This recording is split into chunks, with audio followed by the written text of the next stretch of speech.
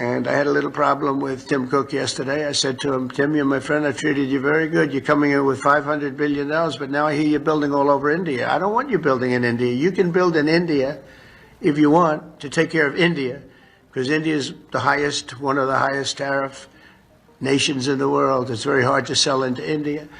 And they've offered us a deal where basically they're willing to literally charge us no tariff. So we go from the highest tariff, you couldn't do business in India. We're not even a top 30 in India because the tariff is so high. Trump versus Apple iPhone war heats up between America and India. President Donald Trump didn't hold back when addressing Apple's global manufacturing plans. We have Apple, as you know. They're coming in with $500 billion, and I've always treated Tim Cook very well, Trump said. But now I hear you're building all over India. I told him, Tim, you're my friend, but I don't want you building there. You couldn't even do business in India before, and now you're expanding everywhere. As Trump ramps up tariffs and doubles down on his push to bring manufacturing home, Apple finds itself in the crosshairs of a trade war that could shake the foundation of its global empire.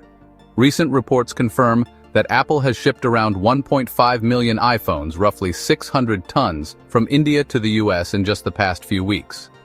The deepening relationship between Apple and India is now at the center of America's economic strategy, as Trump delivers a clear message, make America great again, not India. One can only imagine Apple CEO Tim Cook's reaction to that statement.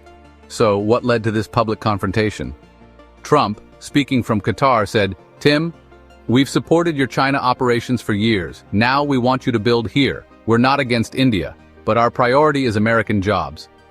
The comments referenced Apple's earlier pledge to invest $500 billion into the U.S. economy, a promise now overshadowed by its aggressive expansion in India. Apple is strategically shifting production out of China and aims to make 25% of all iPhones in India within a few years. Currently, around 90% of iPhones are made in China. While Trump acknowledged Apple's promise to increase domestic production, he didn't specify any upcoming projects. His main concern remains India's high tariffs and Apple's increasing reliance on foreign labor and markets. Let's now shift our spotlight to one of the world's most valuable companies, Apple. The iPhone maker is now entangled in a fresh trade tension, this time between India and the United States. In the latest, US President Donald Trump said that he had told the Apple CEO Tim Cook that he does not want the company to expand its manufacturing operations in India. Trump claimed that he confronted Cook during a meeting in Qatar, expressing his disapproval over Apple's rapid growth in India. Trump's comments came as Apple confirmed that due to ongoing trade uncertainties with China, the company plans to produce the majority of iPhones sold in the US in India in the June quarter. Meanwhile, Apple's manufacturing partner Foxconn just received the green light to open a semiconductor facility in India in partnership with HCL. This only deepens U.S. concerns that Apple is choosing global diversity over national loyalty. Tim Cook's India strategy is clear: take advantage of low labor costs and a massive market. Apple says it's building a more balanced Asian supply chain with nodes in India, Vietnam, and Malaysia. But Trump's vision is simpler: bring iPhone production back to U.S. soil under his MAGA trade agenda. Earlier this week, Trump posted on Truth Social, Tim, I told you, India might be a great country, but building iPhones there means Americans lose jobs. That's not acceptable. India, led by Prime Minister Modi, is capitalizing on the situation, offering Apple tax breaks, improved infrastructure, and cheap labor to ramp up local production. The goal? Reach 25% of Apple's iPhone output from India by the end of 2025. But if the trade war escalates, Apple could face severe consequences. Trump is reportedly weighing new tariffs on Indian-made iPhones, anywhere from 15 to 25%. That could increase Apple's import costs and force price hikes in the US, risking consumer demand and sales. Tim Cook opposes such tariffs, maintaining that global flexibility is essential. We're a multinational company, Cook has said. Concentrating production in one country is too risky. Over the years, Apple has used lobbying efforts and PR moves, like announcing new US facilities, to ease Trump's concerns. But this time, the conflict appears deeper. Though Cook once appreciated Trump's tax policies and deregulation, his vision now seems fundamentally at odds with Trump's America First production goals. Apple's supply chain is designed to stay globally nimble, not pinned to one flag. Trump, still emphasizing American pride, recently said, "Apple is the pride of the United States." But if investment keeps going abroad, we're losing jobs. That's not going to continue. Inside sources suggest tariffs could cost Apple hundreds of millions annually if implemented. The pressure is real, and the iPhone, Apple's biggest moneymaker, could soon become Trump's ultimate leverage. As for ramping up iPhone production in the United States, the reality is complex. Apple has small projects like Mac Pro assembly in Texas, but building iPhones at scale domestically is fraught with labor and logistical challenges. Cook argues it's simply not feasible to meet global demand without relying on countries like Vietnam and India. In short, Apple is betting on Asia to secure its future, while Trump is betting on pressure and policy to bring it all back home. The battle lines are drawn, and Apple now walks a razor's edge between global growth and national expectations. The United States, this is with regards to Donald Trump issuing a new threat to Apple, as President Trump has now said that Apple should face a minimum of 25% tariffs on iPhones made outside the United States. And clearly that's a direct threat to Apple's manufacturing plans in India, as we all know. And Donald Trump now coming up with a fresh threat of slapping 25% tariffs as far as iPhones made outside the US are concerned. Pallavi Ghosh joins me with more inputs on that news story. Pallavi, take us through what this could mean for Apple's plans in India. Well, this would be certainly seen as a bit of a setback, because the entire idea of opening Apple plants over here is that you would get state-of-the-art iPhones which are manufactured in India, which that production has already begun, and which obviously, one, it also goes and shows the confidence of multinational companies into India and investing over here and opening shop over here. And second, there was a belief that it would also mean that products would become much, much cheaper.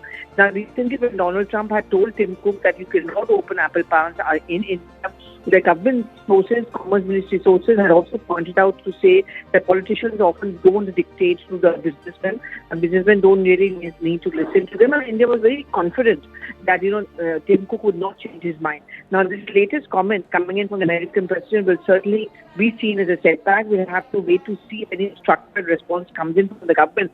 But essentially what it would mean is that if you and I want to buy a phone which is manufactured over here in India, it is going to end up being much more expensive, which is going to be seen as the end of this investment. Trump's Make America Great Again rhetoric is now clashing head-on with Apple's global supply chain ambitions. The big question is, where could this escalating conflict lead? India, seeing an opening, may use this standoff as leverage. The Modi government is already pressing Apple to deepen its commitment to local manufacturing. While Apple has started producing models like the iPhone SE and iPhone 11 in India, the new demand is clear. Increase local value-added content. That means Apple may be required to manufacture key components like chips and screens inside India's borders. In return, Apple could benefit from tax breaks and lower tariffs, helping it expand market share in the region. But Trump isn't happy. He's declared that iPhones made in India and sold in the United States are a direct hit to American workers. If this sparks a new trade war, the diplomatic relationship between the United States and India could also take a hit. India hopes to grow its exports to the United States, but it may suddenly be faced with steep tariffs. Apple might try to walk a tightrope, appeasing Trump domestically while still cooperating with the Indian government. But such a balancing act is fragile. Trump has a history of imposing tariffs and making bold demands, as seen with Canada, Mexico, and even Europe. Tim Cook has usually been able to calm things down. This time, however, the situation is more volatile. Trump sees moving iPhone production to India as a betrayal of MAGA values. Of course, this isn't just about Trump. Apple has been diversifying beyond China for years, seeking stability through its China Plus One strategy. India and Vietnam are now central to that plan, but Trump is reframing Apple's expansion as a win for India, not for America, a message aimed squarely at his populist base. With the 2024 to 2025 election season heating up, that kind of messaging hits hard. Trump branding Apple as a traitor could resonate deeply with his supporters. Apple shedding more than $100 billion in market cap at the market open today after the president threatened a 25% tariff on Apple if it doesn't make iPhones in the United States. Apple is obviously down year to date at the moment. How are you thinking about Apple? Is it still investable? I do believe it is, Madison. I mean, it was our largest holding for many years, and then as it continued to depreciate, we sold it down. And so we have what we would consider a minimum position of about 2%. And that's largely because I think we're waiting to see what's important to us is what they're going to do with AI. And so we think there's better places to be adding to at this particular point. But I will say this, I think this is silliness. I mean, this is what we call industrial policy, but usually industrial policy comes with incentives. And so, governing the private sector via Truth Social feels really uncomfortable to me. And I think if the shoe were on the other foot and someone told President Trump he couldn't build golf courses in Scotland, I think he would have a very different view of the situation. It is ridiculous to think that Apple can move all of their manufacturing back to the United States. It's also ridiculous to think that consumers are willing to pay the $3,000 to $5,000 estimates for an iPhone if they are built in the United States. Tim Cook, for his part, has been measured. He recently said, "We are a global company. Governments should not dictate where we build our products." But as tensions rise, Apple's stock has taken a hit. Investors are worried. A full-blown trade war could drive up iPhone prices and eat into Apple's profit margins. Well, the question is whether, look, it's not like the Apple threat is out of the blue because the president has been talking about it. Steve Kovac joins us now. I don't know if we need to get our screwdrivers out again because we had tucked those away, figuring that wasn't going to happen. But here we go with the threats again. What do you make of it today? Yeah, a massive escalation, Scott. I mean, last week you had President Trump in the Middle East on that trip, bringing almost every day, mentioning Tim Cook's absence there, calling out Jensen Huang as his new favorite tech executive. And now we're saying he has a little problem with Apple building all those iPhones in India. Well, now that little problem is becoming a very big problem with 25% threat of tariffs on those iPhones made in India. And now we get to have that conversation again. How likely is it or possible or feasible is it for Apple to start building iPhones here in the United States? And the answer, like Farmer Jim was just saying, it's kind of farcical here. We just don't have, the labor force in which to do it. Tim Cook has spoken about this, that the Chinese labor force and now increasingly the Indian labor force is capable of doing this. We don't have hundreds of thousands of workers here that we can move throughout the country like they do in China and India to start building those iPhones. So what are the options here that Apple has? And everyone right now is saying, well, I guess they could try to eat these costs or raise prices. That's already been kind of floated in a Wall Street Journal article. I believe it was last week or 2 weeks ago that maybe the next lineup of iPhones will get a price increase, likely due to tariffs, but they can, give whatever reason they want for that. And then also, Tim Cook is not stopping with India. There was a headline overnight from the Financial Times, $1.5 billion being invested again into India for a Foxconn plant to just expand that footprint even bigger. Remember what Tim Cook told investors, Scott, just a few weeks ago on that earnings call, saying we're going to move as much production from China to India as we can for those U.S. iPhones. That's approximately 65 million of those a year. They're not there yet, but again, that spending is going to get them there. And then Vietnam is going to be the source for things like accessories and MacBooks. So that is not the United States. It doesn't seem like it's going to happen. Now, the question for investors to really think about is how serious is the president on this? He's already backed off numerous times and flip-flopped on this issue numerous times after saying there are no exemptions. Then he gives Apple an exemption after Liberation Day. And so really it might be just a kind of wait and see thing here, Scott, to see if the president really means what he's saying here. This situation is not just political. It's deeply economic. U.S.-China tensions were already straining global supply lines. Now Trump seems poised to open a second front, framing India as another rival. While the U.S. sees India as a counterbalance to China, it also runs a trade deficit with India, and Apple's growing exports from the region may not help. Apple now finds itself in a kind of economic diplomacy. On one side, it doesn't want to lose favor in the U.S. market. On the other, it needs India and China to sustain its production goals. Cook recently expressed hope. "I believe we'll find a solution. We've worked with President Trump before, yet Trump fired back. MAGA means America, not India." The uncertainty has sparked public concern in India, Will Apple scale back its investments there? Experts say a total withdrawal is unlikely, but the pressure is building. The Modi government is making its position clear. More jobs, more local production, more supply chain migration into India.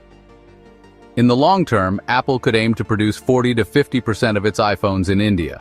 But the challenge lies in how many of those phones can enter the United States without incurring heavy tariffs. One possible workaround? Apple might separate production streams, phones built for the United States in American or nearby factories, and those for Asia and Europe made in India. But managing that kind of bifurcated supply chain would drive up costs. Ultimately, Trump's aggressive stance could mark a new chapter in the global trade war, this time with India in the spotlight. His vision is clear: bring jobs and factories back to U.S. soil. Apple's vision, meanwhile, is about scale, efficiency, and tapping into new global markets. So where does this leave Tim Cook? Can he resist Trump's pressure and preserve Apple's global strategy? Or will MAGA force a major shift in how and where the iPhone is made?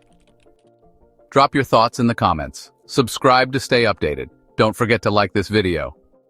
And coming up next, we dive deeper into how India is building its own tech ecosystem and what it means for the future of global innovation. Stay tuned.